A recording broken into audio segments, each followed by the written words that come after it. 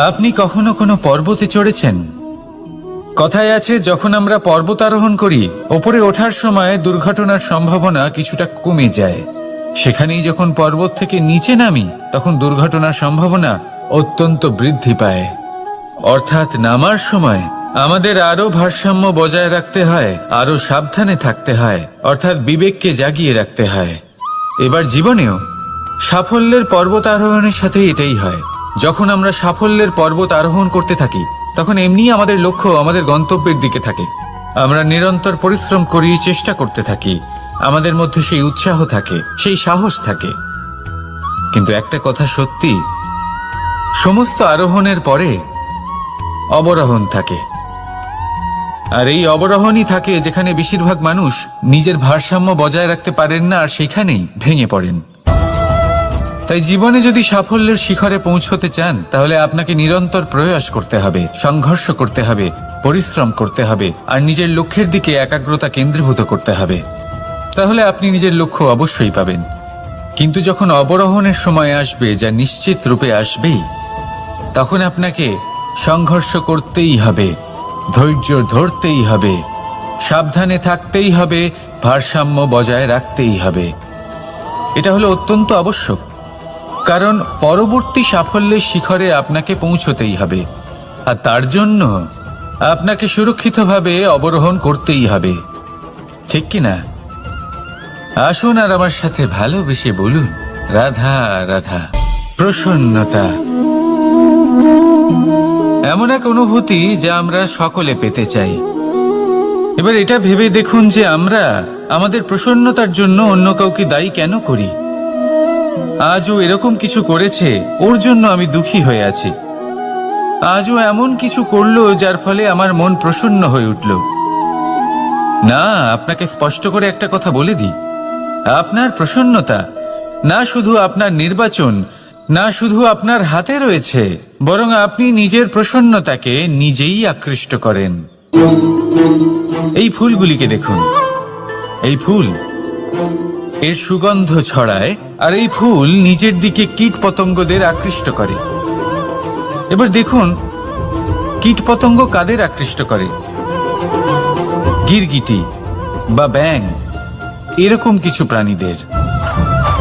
এবার এই যে ফুল, কীট পতঙ্গের জন্য এই যে ফুল, তার বিকাশ হয়, এ আরো প্রস্ফুটিত হয়, ওর বংশ আরো বৃদ্ধি পায়। তাই এর তাৎপর্য হলো সহজ, ফুল উচিত ব্যক্তিকে নিজের দিকে আকৃষ্ট করে। এবার কীট পতঙ্গের কথা বললে তারা কাদের আকৃষ্ট করে? তাদেরই, যারা তাদেরই শিকার করবে, খাদ্যরূপে গ্রহণ করবে। এবার কাকে আপনি নিজের দিকে আকৃষ্ট করতে চান, তার নির্বাচন আপনারই। আপনি কি প্রসন্নতাকে নিজের দিকে আকৃষ্ট করতে চান, নাকি অপ্রসন্নতাকে করতে চান, তার নির্বাচন আপনারই। আপনি জীবনে যা কিছু পাবেন, সুখ দুঃখ, আশা নিরাশা, প্রসন্নতা অপ্রসন্নতা, সবই হলো আপনারই নির্বাচনের পরিণাম। তাহলে সঠিক নির্বাচন করুন, আর আমার সাথে ভালোবেসে বলুন, রাধা রাধা। ঘূর্ণিঝড়, যখন এই ঘূর্ণিঝড় আসে, তখন প্রচন্ড বেগে হাওয়া বয়ে চলে। সেই সময় এমন কিছু বৃক্ষ আছে যা কঠিন হয়ে দৃঢ় হয়ে দাঁড়িয়ে থাকে। সেই গাছ যা 10 বছর ধরে বা সহস্র বছর ধরে দাঁড়িয়ে থাকে, তাদেরকে আপনি খুব সহজে নাড়াতে পারবেন না।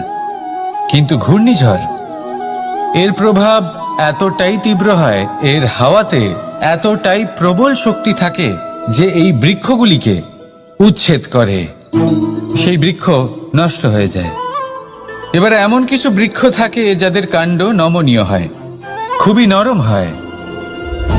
সেই জন্য যখন জোরে বাতাস বয়, কোনো ঘূর্ণিঝড় আসে, তখন এই বৃক্ষগুলি ঝুঁকে যায়। আর যখন এই ঘূর্ণিঝড় চলে যায়, শান্ত হয়ে যায়, তখন ওরা সেখানেই কিছু নির্মাণ হয়। তাই আসুন আর আমার সাথে ভালোবেসে বলুন, রাধা রাধা। ভয়, আমরা ভয়ের বিষয়ে অনেক কথা বলি, ভয়ের থেকে সবসময় দূরে পালাই। কখনো ভেবে দেখেছেন আমরা এই ভয়ের সদ্ব্যবহারও কি করতে পারি না? নিশ্চিত রূপে করতেই পারি। এমন কোনো অক্ষর নেই যার দ্বারা কোনো মন্ত্র হয় না।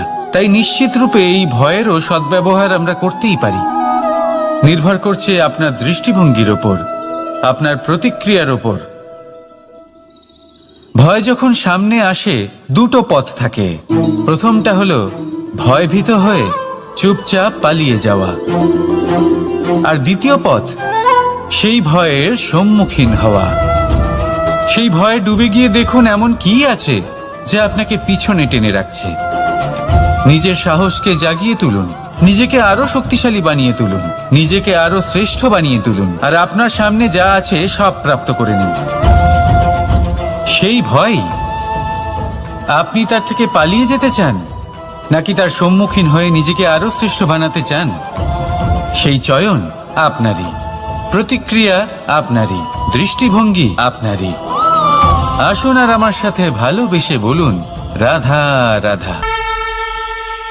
কখনো কোনো বনে আপনি আগুন লাগতে দেখেছেন? এমন ভয়ানক আগুন লাগতে পারে সমস্ত বন জ্বালিয়ে দিতে পারে। সেখানে যে বনস্পতি পাওয়া যায়, সেখান থেকে যে ঔষধি পাওয়া যায়, সব কিছু নষ্ট হয়ে যায়। যে পশু পাখি পাওয়া যায় বেশিরভাগই নিজের প্রাণ হারিয়ে ফেলে, আর যারা বাকি থাকেন তারা নির্বাসিত হন। কিন্তু কখনো ভেবে দেখেছেন এই বনে আগুন লাগে কি করে?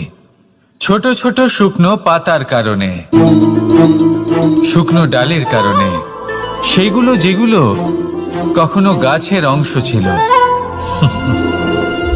সবসময় মনে রাখবেন, গাছ আমরা কুড়ুল দিয়ে কেটে থাকি, কিন্তু গাছ কখনো কুড়ুলের ডগা দিয়ে কাটা যায় না। বরং এই যে হাতলটা আছে, যদি তার সঙ্গের প্রয়োজন হয় তাহলে তাকে সঙ্গ দিন। নিঃস্বার্থভাবে আপনজনদের বিকাশের পথে নিয়ে যান। নিজের স্বার্থ অনুসারে আপনজনদের নিজের জীবনে রাখবেন না। আসুন আর আমার সাথে ভালোবেসে বলুন, রাধা রাধা। জীবনে লক্ষ্য লাভ কি করে করতে হয়? কেউ বলবে বন্ধুদের সাহায্যে, কেউ বলবে প্রেমের সাহায্যে, কেউ বলবে নিরন্তর চেষ্টা করলে, কেউ বলবেন পরিশ্রম করলে, কেউ বলবেন ঈশ্বরের আশীর্বাদে, ইত্যাদি ইত্যাদি। আমি আপনাকে বুঝিয়ে বলি, এই যেমন ত্রিলোক আছে, অর্থাৎ 3 লোক আছে, যাকে সঞ্চালন করে ত্রিদেব বা 3 জন দেবতা। সেইভাবে নিজের লক্ষ্যে পৌঁছানোর জন্য 3টি ভাবের প্রয়োজন পড়ে। প্রথম ভাব হলো স্বপ্ন দেখা। আপনি যদি স্বপ্ন দেখতে শুরু না করেন তাহলে সেখানে পৌঁছতেই পারবেন না। তারপর আপনাকে দৃঢ় সংকল্প নিয়ে সেই পথ যেমনই হোক তাতে চলতে হবে। এ হলো দ্বিতীয় ভাব, দৃঢ় সংকল্প। আর তৃতীয় ভাব হলো সেই লক্ষ্যের যাত্রা পূর্ণ করার জন্য প্রতিবদ্ধ হওয়া। তাই যদি আপনি স্বপ্ন দেখতে পারেন, দৃঢ় সংকল্প দ্বারা পথ যতই কঠিন হোক না কেন তাতে চলতে পারেন, আর সেই লক্ষ্য লাভের যাত্রা পূর্ণ করার জন্য প্রতিবদ্ধ হতে পারেন, তাহলে আপনি নিশ্চিত রূপে আপনার লক্ষ্য লাভ করতে পারবেন। তাই আপনি এটাই করুন আর আমার সাথে ভালোবেসে বলুন, রাধা রাধা। মাতা পিতার মনে সবসময় এই বাসনা বাস করে যে ওনাদের সন্তানের যেন মঙ্গল হয়। নিজের সন্তানকে সেই সবকিছু দেবার সবসময় চেষ্টা করতে থাকেন যেগুলো তারা নিজেরা নিজেদের জীবনে কখনো পেতে পারেননি। এবং এই প্রক্রিয়ায় সব থেকে গুরুত্বপূর্ণ বিষয়টি ভুলে যান, নিজের সন্তানকে সেই জিনিস দেওয়া যেটা উনি সব থেকে আগে পেয়েছেন। আমি ধনের কথা বলছি না, আমি বলতে চাইছি নিজের অভিজ্ঞতা দ্বারা ওনারা যে মানসিক স্থিতি লাভ করেছেন, ওনারা যে মর্যাদা লাভ করেছেন, যে শিক্ষা ওনারা লাভ করেছেন, সবার আগে নিজের সন্তানকে সেটা দেওয়া প্রয়োজন। সেটা যদি নিজের সন্তানকে দিতে পারেন তাহলে এই সন্তান জীবনে তার পথে এগোতেও পারবে, ধন অর্জনও করতে পারবে এবং শক্তিশালী অনুভবও করতে পারবে। সেই জন্য সন্তানকে সবার আগে সেটা দান করুন যেটা সব থেকে বেশি মূল্যবান। সেটা দিন যেটা আপনি সবার আগে লাভ করেছেন। আসুন আমার সাথে ভালোবেসে বলুন, রাধা রাধা। কখনো কখনো আমরা খুব ব্যথিত হয়ে পড়ি। আমরা নিজেদের পরিবারের জন্য এত কিছু করি আর তারা আমাদের দেখলেই ভয়ভীত হয়ে পড়ে, আমাদের দেখলে বিরক্ত হয়। কখনো নিজেদের সন্তানকে বিকাশের পথে অগ্রসর করার জন্য আমরা তাদের উপর একটু জোর দিই যাতে তারা পরিশ্রম করে, কিন্তু সেই সন্তান আমাদের উপর বিরক্ত হয়ে পড়ে। কখনো সন্তানকে সঠিক শিক্ষা দেওয়ার জন্য আমরা তাদের কিছু সীমা নির্ধারিত করি, তখন সেই সন্তানের চোখে নিজেদের জন্য আমরা ঘৃণা দেখতে পাই। মানুষ কেন ব্যথিত হবে না? দেখুন, যখন সূচের দ্বারা আপনি বস্ত্র সেলাই করেন, তখন সূচের আঘাত সেই বস্তুকে সহ্য করতে হয়, কিন্তু তাতে সেই সূচ বা আপনার উদ্দেশ্যে কোনো প্রভাব পড়া উচিত নয়, কারণ আপনি তো আপনার কর্ম করছেন, আর তাও পূর্ণ নিষ্ঠা ভরে, এবং অবশেষে আপনার উদ্দেশ্য শুভ প্রমাণিত হবে। তাই কেউ বিরক্ত হচ্ছে বলে বা কারোর চোখে নিজের প্রতি ঘৃণা দেখার ভয় কখনো পিছিয়ে যাবেন না। কষ্ট না করে বিকাশ সম্ভব নয়। কর্ম করতে থাকুন, সব কিছু শুভ হবে। আসুন আমার সাথে ভালোবেসে বলুন, রাধা রাধা। প্রেমের পরিভাষা আসলে কি? ভিন্ন ভিন্ন ধরনের ব্যক্তি, ভিন্ন ভিন্ন ধরনের প্রেমী, আলোচক বিভিন্ন ধরনের পরিভাষা প্রদান করেন এই প্রেম নিয়ে। কিন্তু প্রত্যেকের মনেই কখনো কখনো এই প্রশ্ন এসেছে, এই ভালোবাসা আসলে কি? নিজের প্রিয়তমকে জয় করাই কি প্রেম? চার হাত এক হয়ে যাবার নামই কি প্রেম? নিজের আবেগ ব্যক্ত করাই কি ভালোবাসা?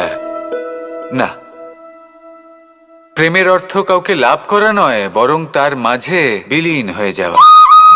যদি কারোর হাত ধরে থাকি, তাহলে আজীবন তার সাথে পথ চলা হলো প্রেম। প্রেম শুধুমাত্র সেটা নয় যা প্রেমী আর প্রেমিকার কেশদামে মালা বেঁধে দেয়। মাতা পিতার জন্য দিনরাত পরিশ্রম করা, নিজের পরিবারের জন্য দিনরাত পরিশ্রম করা, সেটাও প্রেম। নিজের বন্ধুদের জন্য, আপনজনের জন্য সবকিছু উজাড় করে দেওয়ার নাম হলো ভালোবাসা। নিজের মাতৃভূমির জন্য সাহসের সাথে লড়াই করা এবং আনন্দে নিজের জীবন ত্যাগ করে দেওয়াও কিন্তু প্রেমের নামান্তর। সেই জন্য যারা বুদ্ধিমান ব্যক্তি, তারা কখনো প্রেমের পরিভাষা খুঁজতে চান না, কারণ তারা জানেন যে এই প্রেম কতটা বিশাল। তারা জানেন যে এই প্রেম হলো এক বিশাল সাগর, যাকে নিজের মুঠোয় ধরে রাখা যায় না। সেই জন্য এই প্রেমের সাগরে ডুবে যান এবং সকলকে ভালোবাসতে শিখুন। যদি সবাইকে ভালোবাসতে পারেন, তাহলে তাদেরও কল্যাণ হবে যারা আপনাকে ভালোবাসে, তাদেরও কল্যাণ হবে যাদেরকে আপনি ভালোবাসেন, আর আপনারও কল্যাণ হবে। আর তখন এই মন ভালোবেসে বলবে, রাধা রাধা। কখনো এই প্রশ্ন আসতে পারে যে ইমারত কেন নির্মাণ করা হয়, কেন উৎসব পালন করা হয়, কেন মানুষ নিজেদের জন্মদিন পালন করেন, কেন দোল, বিজয়া দশমী, রাখি, দীপাবলির মতো উৎসব পালন করা হয়? যদি এগুলো পালন না করা হয়, তাতে কি যায় আসে? যদি এই দোল উৎসব পালন না করা হয়, তাহলে কি এই সংসার ভুলে যাবে যে নারায়ণের প্রতি ভক্তির কারণে ভক্ত প্রহ্লাদকে অগ্নি স্পর্শও করতে পারেনি? যদি বিজয়া দশমী পালন না করা হয়, তাহলে কি এই সংসার ভুলে যাবে যে এই দিনে শ্রীরাম রাবণকে বধ করেছিলেন? যদি আমরা দীপাবলির এই উৎসব পালন না করি, তাহলে কি এই সংসার এটা ভুলে যাবে যে অযোধ্যাতে অমাবস্যার এমন এক রাত এসেছিল যে রাত্রে অযোধ্যা পূর্ণিমার থেকে বেশি উজ্জ্বল হয়ে উঠেছিল? যদি এই রাখি উৎসব পালন না করা হয়, তাহলে কি এই সংসারের ভাই এবং বোনেরা একে অপরের প্রতি ভালোবাসা কি সেটা ভুলে যাবেন? বিষয়টা ভুলে যাওয়ার নয়, বিষয়টা হলো মনে রাখার।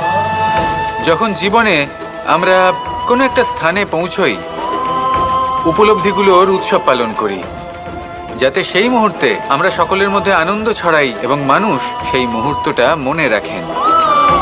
এই স্মৃতিগুলোই মানুষের মধ্যে বিশ্বাসের জন্ম দেয়। এই বিশ্বাস যে আগামী যেদিন আসছে তাতে আরও আনন্দের সম্ভাবনা রয়েছে। ভালোবাসার এই উৎসব, ভালোবাসার এই পার্বণ, এটা মানুষের মনে বিশ্বাসের জন্ম দেয় যে প্রত্যেক যুগে কেউ না কেউ এসেছে এবং পরবর্তীতেও আসবে। তাহলে আসুন আমরা ডুবে যাই আমার লীলার এই প্রেম যাত্রায় এবং ভালোবাসার এমন একটা উৎসব পালন করা যাক যা এই সংসার যুগ যুগ পর্যন্ত মনে রাখবে। তাহলে আসুন আর আমার সাথে ভালোবেসে বলুন, রাধা রাধা। সমুদ্র মন্থনের সময় দুই ধরনের রত্ন লাভ করা হয়েছিল। প্রথম হলাহল, যার প্রভাব থেকে এই সমস্ত সংসারের জীবের প্রাণ বাঁচানোর জন্য মহাদেব তাকে নিজের কণ্ঠে ধারণ করে নিয়েছিলেন। আর দ্বিতীয় অমৃত, যেটা কিঞ্চিত পরিমাণ মাত্রায় পাওয়া গেছিল। কখনো কখনো জীবনে এমন কোনো বস্তু যা আপনি প্রয়োজনের থেকেও অনেক বেশি মাত্রায় ভোগের জন্য লাভ করে থাকেন, তা আপনার জন্য বিষ প্রমাণিত হতে পারে। যেমন জল, প্রয়োজনের থেকে অনেক বেশি মাত্রায় যদি এই জল আসে তাহলে আপনার প্রাণ কাটতে পারে, কিন্তু পরিশ্রমের পরে এক পাত্র শীতল জল দ্বারা আপনি যদি স্নান করে নেন তাহলে তা আপনার শরীরের জন্য অমৃত হবে। পরিশ্রম করার পরে যদি আপনার শরীর এক পাত্র খাবার লাভ করে তাহলে তা আপনার শরীরের জন্য অমৃত। কিন্তু যদি কোনো পরিশ্রম না করেই আপনি দিনরাত শুধুই খাবার গ্রহণ করতে থাকেন তাহলে আপনার কাছে তা বিষ সমান। বিষ এবং অমৃত গ্রহণ করাটা আপনার উপরে নির্ভর করছে। কোনো বস্তু আপনার পক্ষে বিষও হতে পারে, আবার অমৃতও হতে পারে। নির্ভর করছে যে আপনি সেটা কিভাবে ব্যবহার করছেন, কতটা মাত্রায় ব্যবহার করছেন। আসুন আমার সাথে ভালোবেসে বলুন, রাধা রাধা। প্রেম 2.5 অক্ষর, মাত্র 2.5 অক্ষরের এই শব্দ প্রেম, এর মধ্যে ত্রিলোকের এবং সমগ্র ব্রহ্মাণ্ডের বীজ নিহিত আছে। এমন কি আছে যা এই প্রেম করতে পারে না? যেখানে শক্তি এবং বিদ্যা প্রয়োগ করে আপনি কিছুই করতে পারবেন না, সেটাও প্রেম দ্বারা অর্জন করা সম্ভব। প্রেম চাইলে পাথরেও ফুল ফোটাতে পারে। প্রেম চাইলে ন্যাড়া পাহাড়ের বুক চিরে নদীপথ তৈরি করতে পারে। চাইলে নিরক্ষর ব্যক্তিকে সংসারের শ্রেষ্ঠ জ্ঞানী করে তুলতে পারে। শুধুমাত্র এই প্রেমের জন্য সবার দুষ্টু কানাই ঘনশ্যাম হয়ে উঠেছিল। শুধুমাত্র এই প্রেমের টানেই ত্রিলোকের স্বামী দ্বারকাধীশ নির্ধন সুদামার পদসেবাও করেছিলেন। এই প্রেম হলো সংসারের সবথেকে বড় শক্তি। এই সংসারের আধার হলো প্রেম। এমন কিচ্ছু নেই যা এই প্রেমের পক্ষে সম্ভব নয়। যেখানে বিদ্যা এবং শক্তি সাহায্য করতে পারে না, সেখানে এই প্রেম আপনাকে জয়ী করে দিতে পারে। তাহলে আসুন আর আমার সাথে ভালোবেসে বলুন, রাধা রাধা। এটা কোনো এক সময়ের কথা। একটি শেয়াল ভুলবশত একটি নগরীতে প্রবেশ করে এবং সে সেখানে হঠাৎ ধোপাদের পাড়ায় প্রবেশ করে। নীল রঙগোলা জলে পড়ে যায়। কোনো ক্রমে পালিয়ে পালিয়ে আবার সে বনে ফিরে আসে। অন্য সব প্রাণীরা ওকে দেখে আর ভয়ভীত হয়ে পড়ে। তখন সেই শেয়াল ফন্দি এঁটে সবাইকে বলল যে, আমি হলাম দেবদূত আর তোমাদের সকলকে রক্ষা করতে এসেছি। সবাই ওর কথা মেনেও নিল। প্রত্যেক দিন ওকে ধনধান্য খাবার এইসব প্রদান করতে লাগলো। তারপরে এমন একটি রাত এলো যেদিন দূরে কোথাও কিছু শেয়ালের দল তাকে ডাকতে শুরু করলো। আর তখন এই শেয়াল নিজেকে আটকেই রাখতে পারল না। সেও ঠিক শেয়ালের মতোই ডাকতে শুরু করলো। সকলে সেটা শুনতেও পেলেন এবং সকলে এটা বুঝতেও পেরে গেলেন যে এ হলো একটা ভণ্ড। সেই জন্য জীবনে কখনো ছলনা করবেন না।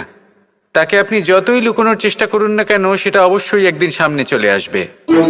আর তার থেকেও বড় শিক্ষা হলো এটা যে কারোর জীবনে সম্পত্তি, ধন ধান্য এসব চলে আসাতে তার বুদ্ধির বৃদ্ধি ঘটে না, তার ব্যবহার শুভ হয় না। এটা তখন হয় যখন সেই ব্যক্তি সেটা নিজে পেতে চায়, তার জন্য ভাবনা চিন্তা করে, কর্ম করতে থাকে। আর যখন একজন ব্যক্তি নিজের বুদ্ধি এবং ব্যবহার উন্নত এবং শ্রেষ্ঠ করে তুলতে পারেন, তখন তিনি নির্ধন হয়েও ধন অর্জন করতে পারেন। ঠিক পদ্মফুলের মতো। একটি পদ্মফুল কিন্তু জন্ম নেয় পাকের মধ্যে। তারপরেও এই পদ্মফুল দেবতাদের প্রসাধনের অঙ্গ হয়ে ওঠে। আসুন আর আমার সাথে ভালোবেসে বলুন, রাধা রাধা। আপনি কখনো কোনো পর্বতে চড়েছেন? কথায় আছে, যখন আমরা পর্বত আরোহণ করি, ওপরে ওঠার সময় দুর্ঘটনার সম্ভাবনা কিছুটা কমে যায়। সেখানেই যখন পর্বত থেকে নিচে নামি, তখন দুর্ঘটনার সম্ভাবনা অত্যন্ত বৃদ্ধি পায়। অর্থাৎ নামার সময় আমাদের আরো ভারসাম্য বজায় রাখতে হয়, আরো সাবধানে থাকতে হয়, অর্থাৎ বিবেককে জাগিয়ে রাখতে হয়। এবার জীবনেও সাফল্যের পর্বত আরোহণের সাথে এটাই হয়। যখন আমরা সাফল্যের পর্বত আরোহণ করতে থাকি, তখন এমনি আমাদের লক্ষ্য আমাদের গন্তব্যের দিকে থাকে। আমরা নিরন্তর পরিশ্রম করি, চেষ্টা করতে থাকি, আমাদের মধ্যে সেই উৎসাহ থাকে, সেই সাহস থাকে। কিন্তু একটা কথা সত্যি, সমস্ত আরোহণের পরে অবরোহণ থাকে। আর এই অবরোহণই থাকে যেখানে বেশিরভাগ মানুষ নিজের ভারসাম্য বজায় রাখতে পারেন না, আর সেখানেই ভেঙে পড়েন। তাই জীবনে যদি সাফল্যের শিখরে পৌঁছতে চান, তাহলে আপনাকে নিরন্তর প্রয়াস করতে হবে, সংঘর্ষ করতে হবে, পরিশ্রম করতে হবে, আর নিজের লক্ষ্যের দিকে একাগ্রতা কেন্দ্রীভূত করতে হবে। তাহলে আপনি নিজের লক্ষ্য অবশ্যই পাবেন। কিন্তু যখন অবরোহণের সময় আসবে, যা নিশ্চিত রূপে আসবেই, তখন আপনাকে সংঘর্ষ করতেই হবে, ধৈর্য ধরতেই হবে, সাবধানে থাকতেই হবে, ভারসাম্য বজায় রাখতেই হবে। এটা হলো অত্যন্ত আবশ্যক, কারণ পরবর্তী সাফল্যের শিখরে আপনাকে পৌঁছতেই হবে, আর তার জন্য আপনাকে সুরক্ষিতভাবে অবরোহণ করতেই হবে। ঠিক কিনা? আসুন আর আমার সাথে ভালোবেসে বলুন, রাধা রাধা। প্রসন্নতা এমন এক অনুভূতি যা আমরা সকলে পেতে চাই। এবার এটা ভেবে দেখুন যে আমরা আমাদের প্রসন্নতার জন্য অন্য কাউকে দায়ী কেন করি। আজও এরকম কিছু করেছে, ওর জন্য আমি দুঃখী হয়ে আছি। আজও এমন কিছু করলো যার ফলে আমার মন প্রসন্ন হয়ে উঠল।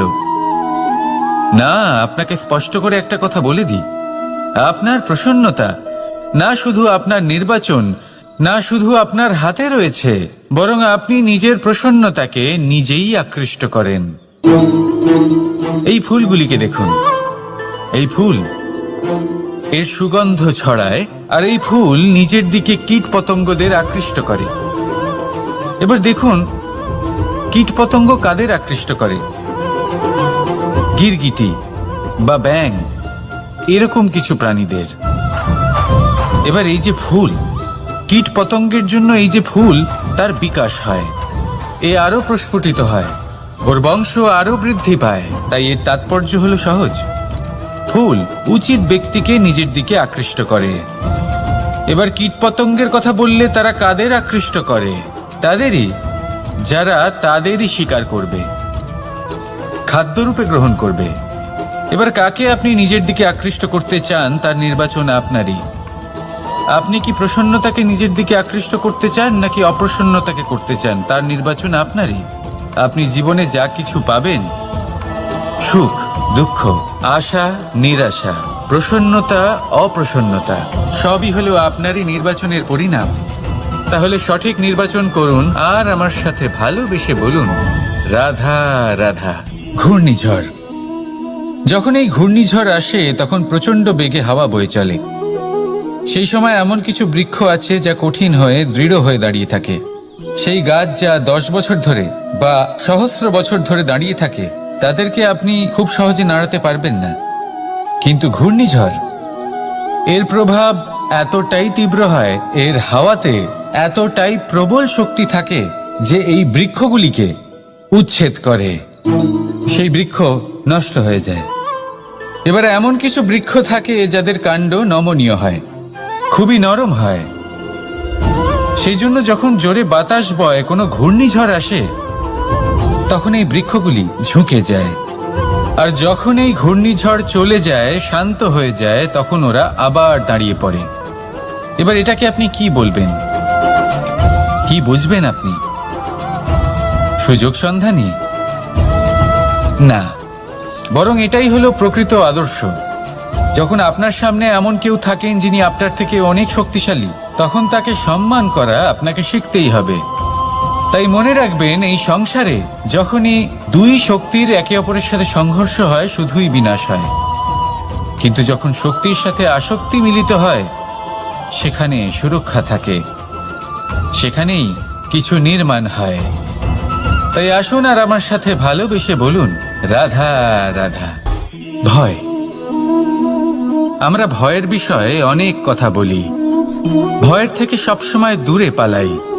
কখনো ভেবে দেখেছেন আমরা এই ভয়ের সদ্ব্যবহারও কি করতে পারি না? নিশ্চিত রূপে করতেই পারি। এমন কোনো অক্ষর নেই যার দ্বারা কোনো মন্ত্র হয় না। তাই নিশ্চিত রূপে এই ভয়েরও সদ্ব্যবহার আমরা করতেই পারি। নির্ভর করছে আপনার দৃষ্টিভঙ্গির ওপর, আপনার প্রতিক্রিয়ার ওপর। ভয় যখন সামনে আসে দুটো পথ থাকে। প্রথমটা হলো ভয়ভীত হয়ে চুপচাপ পালিয়ে যাওয়া, আর দ্বিতীয় পথ সেই ভয়ের সম্মুখীন হওয়া। সেই ভয়ে ডুবে গিয়ে দেখুন এমন কি আছে যা আপনাকে পিছনে টেনে রাখছে। নিজের সাহসকে জাগিয়ে তুলুন, নিজেকে আরো শক্তিশালী বানিয়ে তুলুন, নিজেকে আরো শ্রেষ্ঠ বানিয়ে তুলুন, আর আপনার সামনে যা আছে সব প্রাপ্ত করে নিন।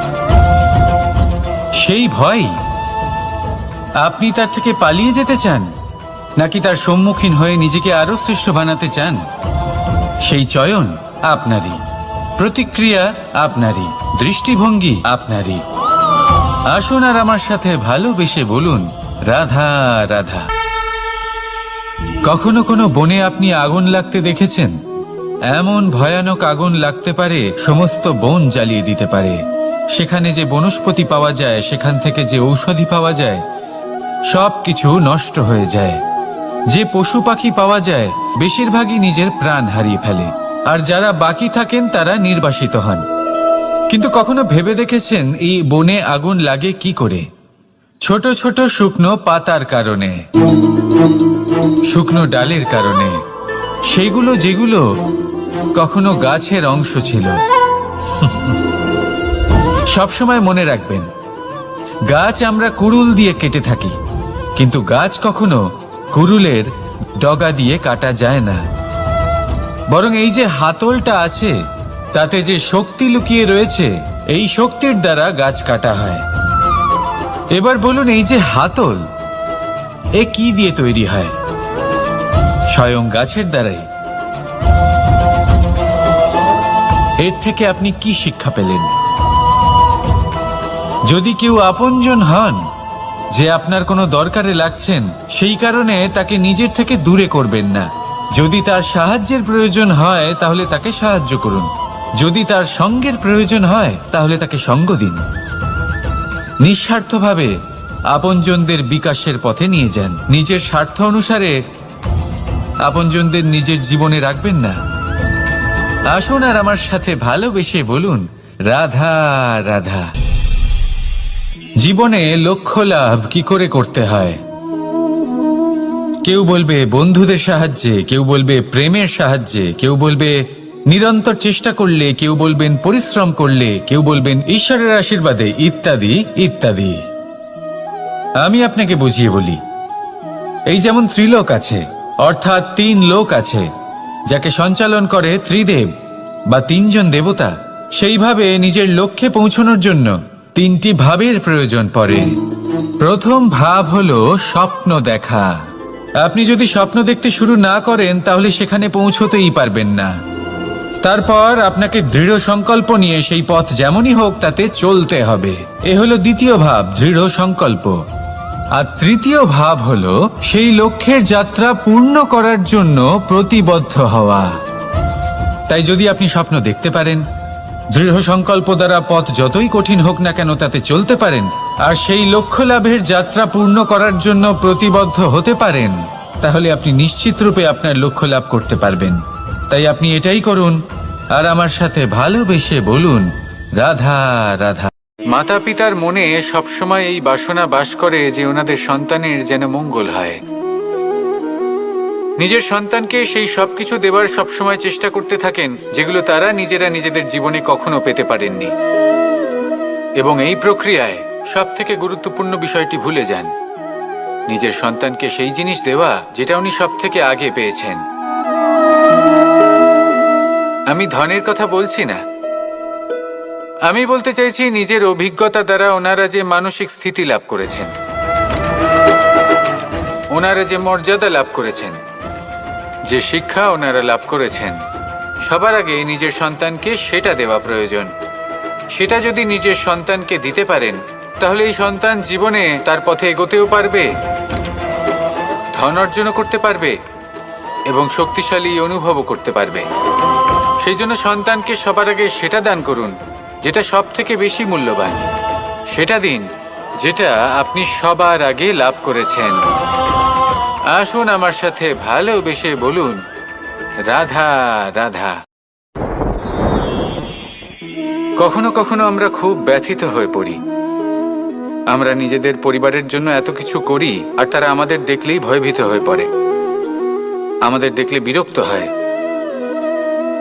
কখনো নিজেদের সন্তানকে বিকাশের পথে অগ্রসর করার জন্য আমরা তাদের উপর একটু জোর দিই যাতে তারা পরিশ্রম করে, কিন্তু সেই সন্তান আমাদের উপর বিরক্ত হয়ে পড়ে।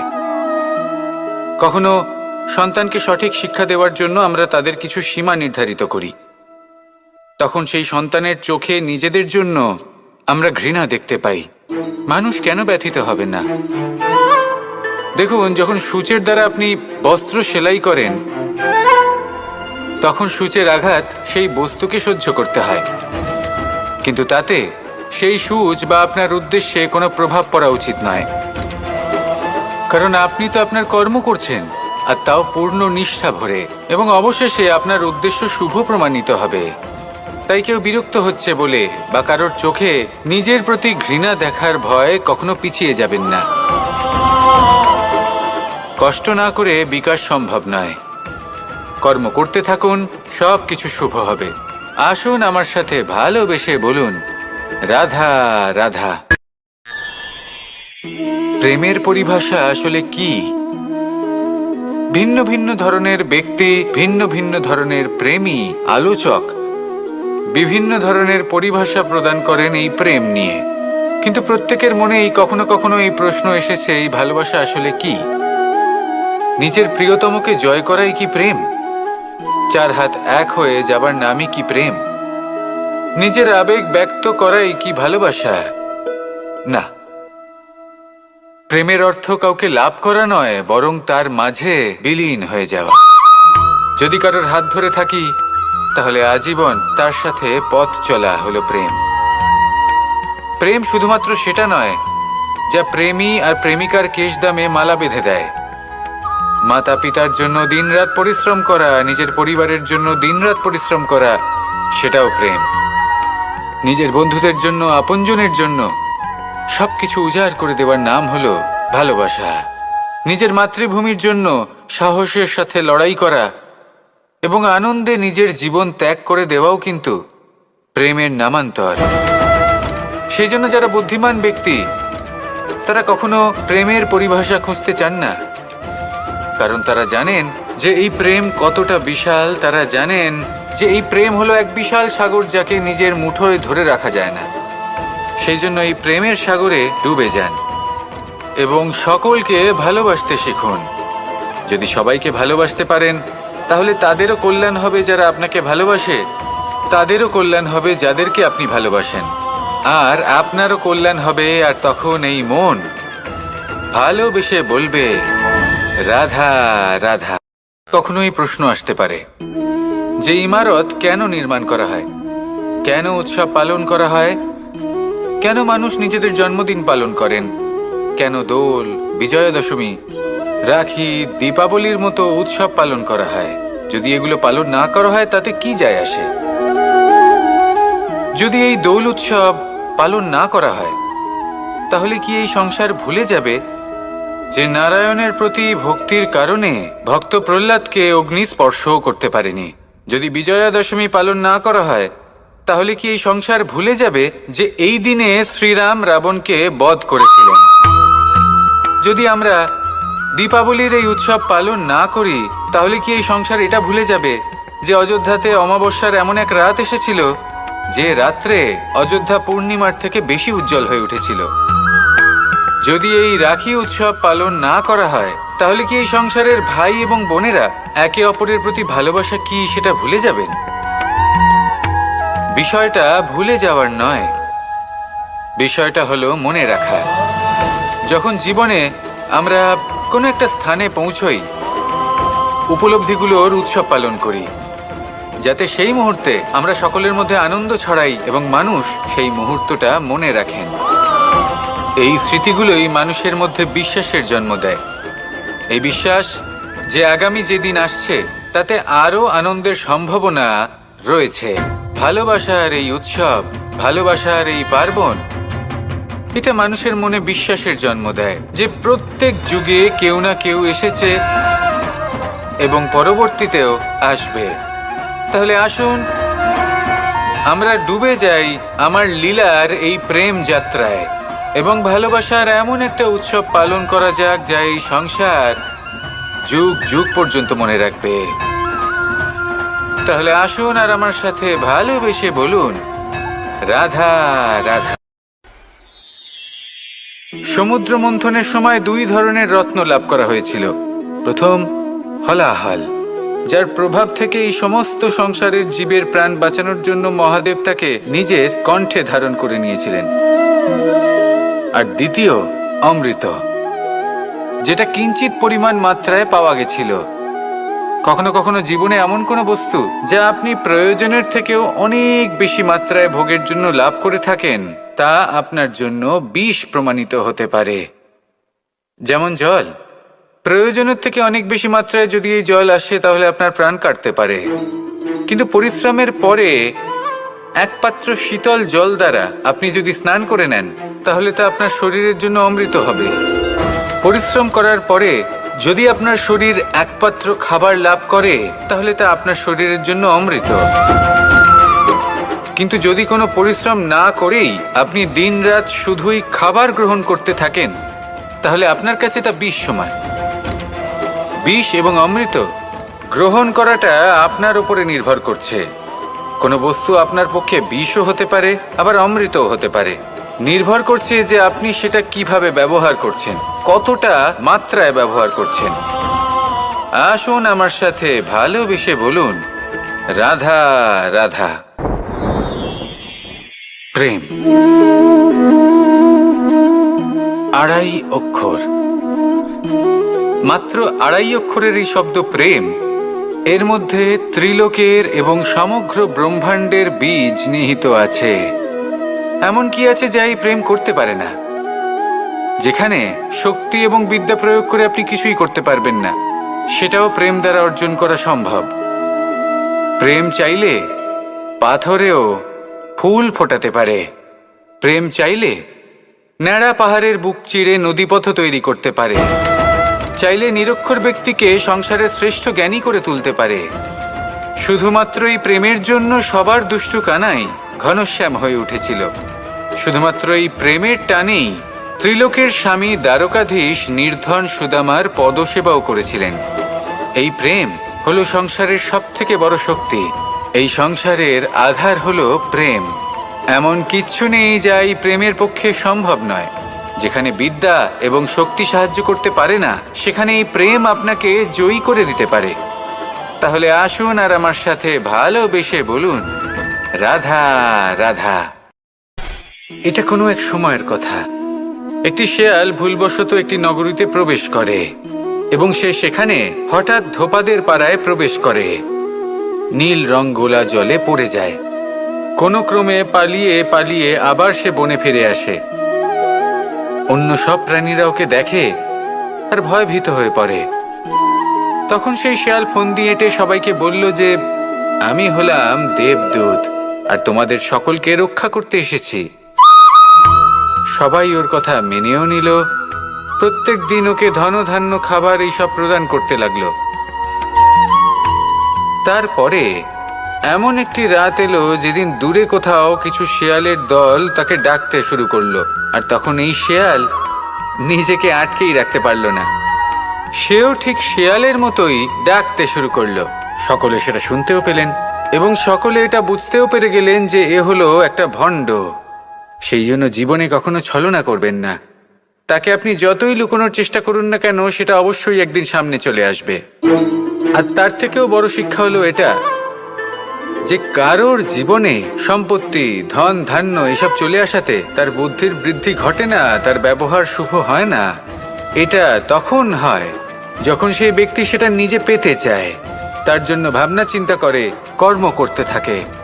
আর যখন একজন ব্যক্তি নিজের বুদ্ধি এবং ব্যবহার উন্নত এবং শ্রেষ্ঠ করে তুলতে পারেন, তখন তিনি নির্ধন হয়েও ধন অর্জন করতে পারেন। ঠিক পদ্মফুলের মতো। একটি পদ্মফুল কিন্তু জন্ম নেয় পাকের মধ্যে।